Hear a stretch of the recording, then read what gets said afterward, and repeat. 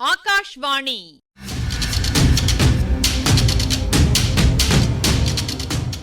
பொன்னியின் செல்வங்கள் வாசிப்பும் ஆய்வும். வாசிப்பவர் ராமசுவாமி சுதர்சன் அவர்கள்.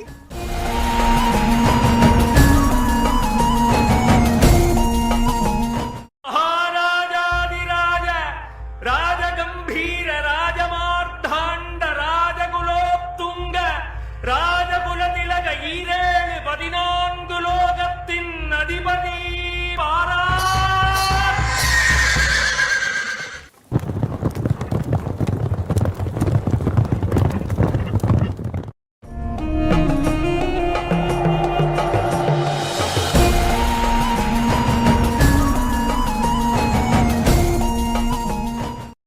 நந்தினி தேவியும் வந்தியத்தேவனும் தனிமையில் பேசிக் கொண்டிருந்தார்கள்.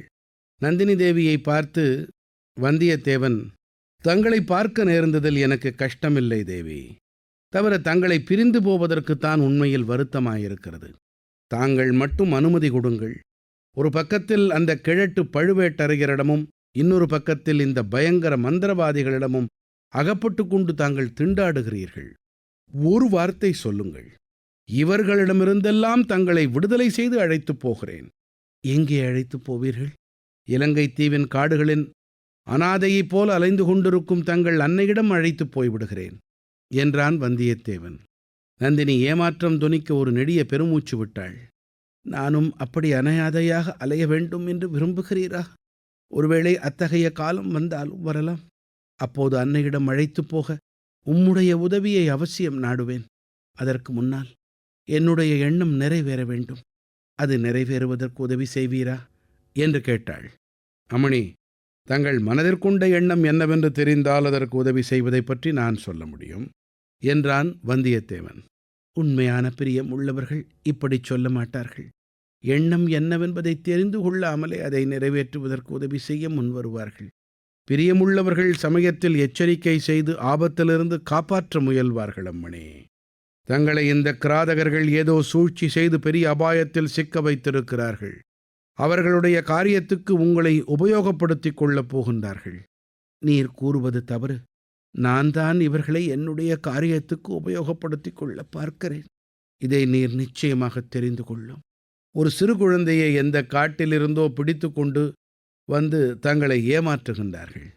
குழந்தை எதற்காக என்று உமக்கு தெரியுமா? பாண்டியன் சிம்மாசனத்தில் ஏற்றி வைத்து பட்டம் கட்டுவதற்காக என்றான். மறுபடியும் தவறாகச் சொல்லுகிறேன்.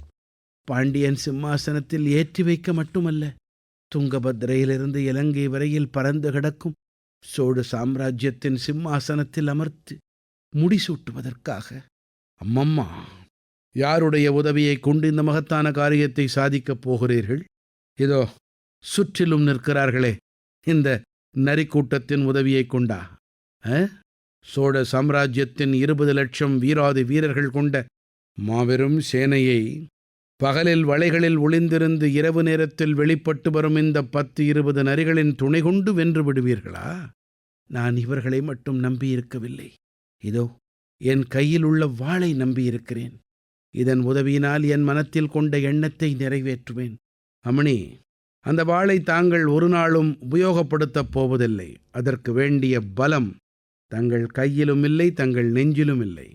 ஏன் அப்படி சொல்லுகிறீர்கள்? ஏதோ என் மனதில் தோன்றியதை கூறினேன்.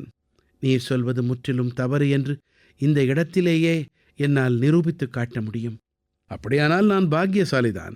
தங்கள் திருக்கரத்தினால் வெட்டுப்பட்டுச் சாவதற்கு கொடுத்து வைக்க வேண்டாமா என்று கூறி வந்தியத்தேவன் வெட்டுப்படுவதற்கு ஆயத்தமாவது போல கழுத்தை வளைத்து தரையை பார்த்து கொண்டு நின்றான். என் திருக்கரத்தினால் வெட்டுப்படுவதற்குத்தானா ஆசைப்படுகிறேன்? கிரீடம் சூட்டப்படுவதற்கு விரும்பவில்லையா என்றாள் நந்தினி. வந்தியத்தேவன் நிமிர்ந்து பார்த்து, தாங்கள் வசமுள்ள கிரீடத்தை எத்தனை பேருக்குத்தான் சூட்டுவீர்கள் என்று வினவினான். அது என்னுடைய இஷ்டம். முடிவாக யாருக்கு சூட்ட வேண்டுமென்று பிரியப்படுகிறேனோ அவருடைய சிரசில் சூட்டுவேன். அப்படியானால் இந்த சிறுபிள்ளையின் கதி என்னாவது? அவனுக்கு முடிசூட்டுவதும் சூட்டாததும் என் இஷ்டம்தானே. தேவி, தங்களுக்கு யாருக்கு இஷ்டமோ அவருக்கு முடிசூட்டுங்கள். எனக்கு வேண்டியதில்லை. ஏன்? என்னுடைய சிரசில் உள்ள சுருட்டை மயிரின் அழகை பற்றி பலரும் சொல்லியிருக்கிறார்கள். கிரீடம் வைத்துக்கொண்டு அந்த அழகை கெடுத்துக்கொள்ள நான் விரும்பவில்லை. உமது வேடிக்கை பேச்சை நீர் விடமாட்டீர். நல்லது ஐயா. பொன்னியின் செல்வன் கடலில் விழுந்து இறந்த செய்தியை கேட்டதும் இளைய பிராட்டி என்ன செய்தாள்? ரொம்ப துக்கப்பட்டாளா என்று நந்தினி திடீரென்று பேச்சை மாற்றிக் கேட்டாள். வந்தியத்தேவன் சிறிது திகைத்துவிட்டு, பின்னே துக்கம் இல்லாமல் இருக்குமா? ஸ்திரீகள் எல்லோருமே இதயமற்றவர்களாக இருப்பார்களா என்றான். அந்த கொடும்பாளூர் பெண் ஓடையில் விழுந்து உயிரை விட பார்த்தாளாமே, அது உண்மையா? அவளை யார் எடுத்து காப்பாற்றினார்கள் என்று கேட்டாள். உடனே வானதிக்கு நேர்ந்த ஆபத்தை குறித்து வந்தியத்தேவனுக்கு ஞாபகம் வந்தது.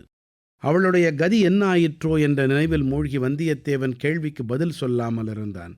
நந்தினி குரலை கடுமைப்படுத்தி கொண்டு, சரி, அதையெல்லாம் பற்றி நீரொன்றும் சொல்ல மாட்டீர் என்று எனக்கு தெரியும். ஆதித்த கரிகாலர் கடம்பூர் மாளிகைக்கு வராதபடி நீர் தடுக்கப் போகிறீரா என்று கேட்டாள். தடுப்பதற்கு பிரயத்தனம் செய்வேன் என்றான் வந்தியத்தேவன். உம்மால் அது முடியாது என்று நான் சொல்லுகிறேன். என்னால் முடியும் என்று நானும் சொல்லவில்லை. தேவி, பிரயத்தனம் செய்வேன் என்றுதான் சொன்னேன். இளவரசர் ஒன்று நினைத்துவிட்டால் அதை மாற்றுவது எளிதன்று. ஆதித்த கரிகாலரின் இயல்பை நீர் நன்றாய் அறிந்து கொண்டிருக்கிறீர். என்னை விட அதிகமாக தாங்கள் அறிந்திருக்கிறீர்கள். நல்லது. நான் எவ்வளவுதான் சொன்னாலும் நீர் என் கட்சியில் சேரமாட்டீர். என் எதிரியின் கட்சியில்தான் இருப்பீர். அப்படித்தானே? அமணி, தங்கள் எதிரி யார்? என் எதிரி யார்? பழையாறை இளவரசிதான். வேறு யார்? அது தங்கள் மனோ கற்பனை தேவி. தங்களுக்கு ஓர் உண்மையை, முக்கியமான உண்மையை தெரிவிக்க விரும்புகிறேன். போதும் போதும், நீர் உண்மை என்று சொல்ல ஆரம்பித்தால் அது வழிகட்டின கோட்டை பொய்யாயிருக்கும். எனக்கு தெரியாதா? உமது உண்மையை நீரே வைத்துக் கொள்ளும் என்று நந்தினி குரோதத்துடன் கூறிவிட்டு கையை தட்டினாள். ரவிதாசன் முதலியவர்கள் உடனே நெருங்கி வர ஆரம்பித்தார்கள். வந்தியத்தேவன் தனக்கு கிடைத்த சந்தர்ப்பத்தை தான் சரியாக உபயோகப்படுத்திக் கொள்ளவில்லை என்பதை உணர்ந்தான். இந்த ராட்சசி என்னை கொன்றுவிடும்படிதான் இவர்களுக்கு கட்டளையிடப் போகிறாள். கடவுளே, எத்தகைய சாவு! போர்க்களத்தில் எதிரிகளுடன் போராடி வீரமரணம் அடையக்கூடாதா? இப்படியா என் தலையில் எழுதியிருந்தது? ரவிதாசன் கோஷ்டியார் அருகில் வந்து சூழ்ந்து கொண்டார்கள். இரையை நெருங்கிய ஓநாய் கூட்டம் உருமுவது போல் அவர்கள் உருமிக் கொண்டிருந்தார்கள். ராணி, தாங்கள் என்னதான் சொன்னாலும் இவன் வழிக்கு வரமாட்டான் என்று எனக்கு தெரியும். தாங்கள் உடனே புறப்படுங்கள். இவனை நாங்கள் இந்த புண்ணிய ஸ்தலத்தில் பலி கொடுத்துவிட்டு கிளம்புகிறோம் என்றான் ரவிதாசன். மந்திரவாதி, ஜாக்கிரதை. என்னுடைய விருப்பம் அதுவன்று. இவரை உங்களில் யாரும் எதுவும் செய்யக்கூடாது. இவனை எவனாவது தொட்டால் அவனை நானே இந்த கத்தியினால் வெட்டி கொன்று பழி வாங்குவேன் என்று நந்தினி கர்ஜித்தாள். ரவிதாசன் முதலியோர் திகைத்து நின்றார்கள். இவரால் எனக்கு இன்னும் பல காரியம் ஆக வேண்டியிருக்கிறது. தெரிகிறதா? நான் இதோ புறப்படுகிறேன். நீங்களும் புறப்படுங்கள். இவர் அவருக்கு விருப்பமான வழியில் போகட்டும். யாரும் இவரை தடை செய்ய வேண்டாம் என்றாள் நந்தினி. ரவிதாசன், தேவி, ஒரு விண்ணப்பம். தங்கள் சித்தப்படி செய்ய காத்திருக்கிறோம். ஆனால் இவனிடம் குதிரை இருக்கிறது. இவனை முதலில் போக விடுவது நல்லதா? கொஞ்சம் யோசித்து சொல்லுங்கள் என்றான். நல்லது. இவரை அந்த பள்ளிப்படை கோவில் தூணுடன் சேர்த்து கட்டிவிடுங்கள். கட்டை அவிழ்த்து கொண்டு புறப்பட இவருக்கு சிறிது நேரமாகும். அதற்குள் இந்த பள்ளிப்படை காட்டை நீங்கள் தாண்டி போய்விடலாம் என்றாள். வந்தியத்தேவன் பள்ளிப்படை தூணுடன் சேர்த்து கட்டப்பட்டிருந்தான். சற்று தூரத்தில் அவன் குதிரை ஒரு மரத்தில் கட்டப்பட்டிருந்தது. நந்தினி பல்லக்கில் ஏறிக்கொண்டு போய்விட்டாள். சிம்மாசனத்தை 2 ஆட்கள் தூக்கிச் சென்றார்கள். ரவிதாசன் கோஷ்டியார் சிறுவனை அழைத்து கொண்டு விரைந்து போய்விட்டார்கள். அவர்களுடன் சென்ற தீவர்த்தியின் வெளிச்சமும் சிறிது சிறிதாக மங்கி மறைந்து விட்டது. வந்தியத்தேவனைச் சுற்றிலும் கன்னங்கரிய காரிருள் சூழ்ந்தது. சிறிது நேரத்துக்கு முன்னால் அங்கு பார்த்த காட்சிகள், நடந்த நிகழ்ச்சிகளெல்லாம் கனவோ எனத் தோன்றியது. இருட்டில் ராட்சத வௌவால்கள் சடபடவென்று தங்கள் அகன்ற சிறகுகளை அடித்து கொண்டன. ஊமை கோட்டான்கள் உருமின. நரிகள் அகோரமான குரலில் முறை வைத்து ஊளையிட்டன. ஊளையிட்டு கொண்டே அவை நெருங்கி வருவது போல வந்தியத்தேவனுக்கு உணர்ச்சி ஏற்பட்டது. காட்டில் இனந்தெரியாத உருவங்கள் பல நடமாடின. இப்பகுதியின் ஆய்வினை வழங்குகிறார் ஐங்கரன் அவர்கள். இகல் என்ற சொல்லுக்கு பல பொருள்கள். இவற்றிலே பகை, ஒப்பு இந்த 2ம் கவனத்தை ஈர்க்கின்றன. இளைய பிராட்டி குந்தவை, இளைய ராணி நந்தினி, 2 அழகிகள். 2 பேரையுமே முதலா ஒரே இடத்துல தஞ்சாவூரில் சந்தித்தோம். நவராத்திரி விழாவில் 2 நிலா மதியங்கள் ஒரே சமயத்தில் உதயமாயின. கல்கியார் தரும் சொற்சித்திரம். அழகில் ஒப்பா இருந்தாலும் குணங்கள் முரண்பட்டு வந்திருப்பதை பார்த்தோம். அழகப் போலவே இவங்களுக்கு இடையே கடும் போட்டியும் சம அளவில் இருந்துக்கிட்டு வந்திருக்கு. ஆக இகழுதல் என்கிற சொல்லுக்கு தரப்படும் ஒப்பாதல், மாறுபடுதல், எதிர்த்தல் ஆகிய 3ஐயும் இந்த 2 பேரிடம் கண்டோம். இதன் விளைவு ஒரு பனிப்போர். லதா மண்டபத்திலேயே இதுக்கான குறிப்பு கிடைச்சிட்டது வந்தியத்தேவனுக்கு. ஆனால் இருவர் பக்கமும் சாயாம நடு நேர்மையாக நடந்து வந்ததால தமக்குள் பகைமை கொண்டு வந்திருக்கிற 2 பேரும் அவனிடம் அக்கறை காட்ட தொடங்கிட்டாங்க. இதில் ஓர் ஒற்றுமை. ஒரு வகையில் இரு துருவங்களை இணைக்கிற ஊடு துணையா ஆயிட்டான் வல்லவரையன். ஒரு காட்சியை நினைவு கூர்வோம். பழுவேட்டரையரின் அரண்மனை. கந்தமாறன் வந்தியத்தேவனை பற்றி சொல்கிறான். பழுவூர் வீரர்கள் என் நண்பனை பிடிக்கும் வரையில் காத்திருக்க வேண்டியது தான். குந்தவை கேட்டா, அவன் அகப்பட்டு விடுவான்னு நினைக்கிறீங்களா? அகப்படாமல் எப்படி தப்ப முடியும்? அவன் இப்படி சொல்லி முடித்ததுமே தாதி ஒருத்தி ஓடி வந்து ஒற்றன் அகப்பட்டு விட்டான்னு கத்தினான். கல்கி சொல்றார், நந்தினி குந்தவை இருவருடைய முகத்திலும் துன்ப வேதனை காணப்பட்டது. நந்தினி விரைவில் அதை மாற்றிக்கொண்டாள். குந்தவையினால் அது முடியவில்லை. நேர்களே, பெரிய பழுவேட்டரையர், கந்தமாறன், பார்த்திபேந்திரன் இவங்க பகைமையை வளர்க்கத்தான் முனைப்பா இருந்துக்கிட்டு வரதப்பா. வல்லவரையன் ஒருத்தன் மட்டும்தான் யாருக்கு என்ன தேவைன்னு கண்டுபிடிச்சு நட்பை வளர்க்க முயல்றான். இப்போ கூட நந்தினியை கேட்டு பார்த்தானே, ஒரு வார்த்தை சொல்லுங்கள், இவர்களிடமிருந்தெல்லாம் தங்களை விடுதலை செய்து அழைத்து போகிறேன். இலங்கை தீவின் காடுகளில் அனாதையைப் போல் அலைந்து கொண்டிருக்கும் தங்கள் அன்னையிடம்.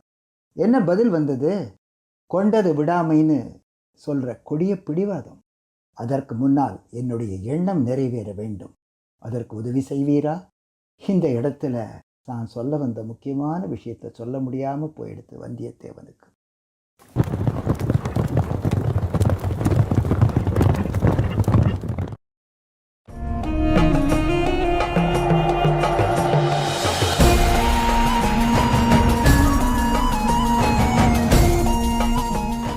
பொன்னியின் செல்வங்கள் வாசிப்பும் ஆய்வும் கேட்டீர்கள். வாசித்தவர் ராமசுவாமி சுதர்சன் அவர்கள். ஆய்வினை வழங்கியவர் ஐங்கரன் அவர்கள். படைப்பு சென்னை வானொலி நிலையம்.